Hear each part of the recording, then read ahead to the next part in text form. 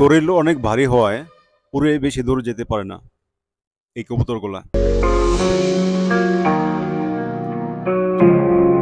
তার নিচের খোপেই থাকে আরো দুটি কবুতর, দেখতে জালালি কবুতরের মতো গায়ের রং। এই কবুতরের নাম মিলি রেসার। একটি কবুতর খোপের বাহিরে আছে, আরেকটি বাচ্চার সাথে বসে আছে।